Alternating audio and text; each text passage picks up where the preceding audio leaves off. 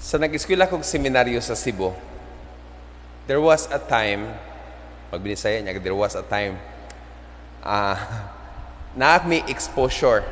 So, na-assign ko sa usa ka panagatan for 3 months. Pero from Cebu City, ang akong assignment is Daan Bantayan. It's very far from the city, almost 4 hours travel, layo. Wa ko kabalo kung asa na paingon. Kay first time nga mo biyahe ko anang lugara. So ang pare, ang akong formator, niingon siya nga, hatagan ti ka og mapa sa Cebu. Asa dapit ang mga lungsod nga agian aning bus. So gitudluan ko niya, asa ko mosakay, unya pag-abot sa lugar, siya nga agianan rabi na og bus. So pagbantay kay dili mohunong ang bus. Sumuhunong ka anang lugara, unya pagkanaog nimo naay mga pidikab diha, musakay kag pidikab aron dalon ka sa sulod kay ang simbahan layo-layo. Nya didto sa simbahan, didto mo mag-abot sa pamilya nga mo adapt nako. Usa ka mananagat mo adapt nako kay adto ko sa ilang balay magpuyo. Kuyawan bi ako. Kay matalang ko na uruhay ko. Kung unsa may sikreto aron di ko matalang, siya nga ayaw katulog sa bus. Ayaw jud katulog kay malapaw gani ka, disgrasya jud ka. Hingko sige. Isya ugma sa buntag alas 4 kinahanglan tuan na kas terminal. 4 kadlawon. So 3 o'clock di mata na ko alas 3. Paggawas na ako sa seminaryo, ang akong pare naapod siya sa gawas. Ning ko nga dre, asa man ka? Isya ihatod kag terminal kay basig lahing terminal imong sakyan. Ko sige. Abot mig terminal, isya nga front seat sakay para di jud ka katulog. Aron klaro nimo ang mga ngalan sa lungsod nga imong agian. So dito ko sa front seat, yan nilili siya nako sa kilid, ingon siya pag rosaryo, pangadji. Kasi mangadji ko kay ako rabi usa mo travel. So pag biyahe na gyud sa bus, grabe akong kulbaan jud ko.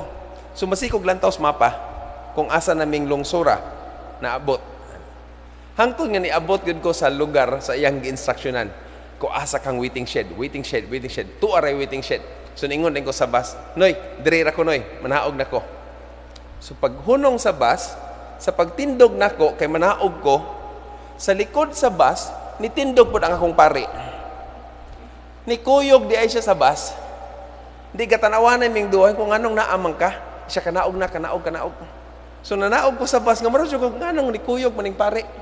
So pagabot sa silong ko nga naalagi ka. Ningon siya nga kay gatuod day kang pasagdaan ti ka. Siya di baging nanti ka, kuyugan ra gyud ti ka hangtod asa ka moabot. It reminds me of today's gospel. Today is the feast of Ascension. When Jesus ascended into heaven, but he has the promise, I am with you always until the end of the age. Dili gyud kaniya biyaan.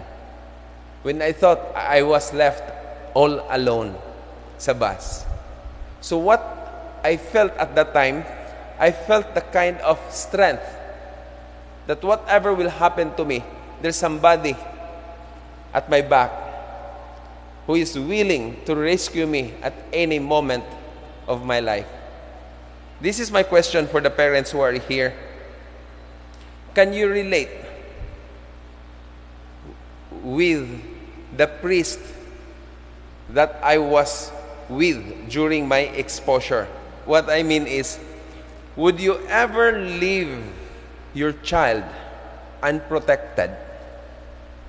Makabiya ba ka sa imong anak nga kabalo kang naglisod-lisod? Makaako ka? The answer is no. If we feel that way, don't you think Jesus is even more committed to our well-being? If you parents cannot dare, how much more Jesus? When He left us here on earth, dili siya kaako nga pasagdaan ta. He will always guide us. This is very important for all of us.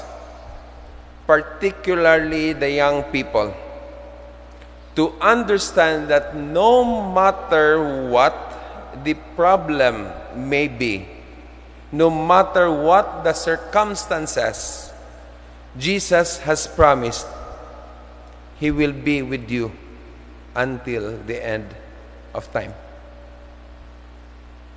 What you need to do is to have faith in Jesus. Always have faith. Don't be afraid. Amen. Please stand. Together we profess our faith.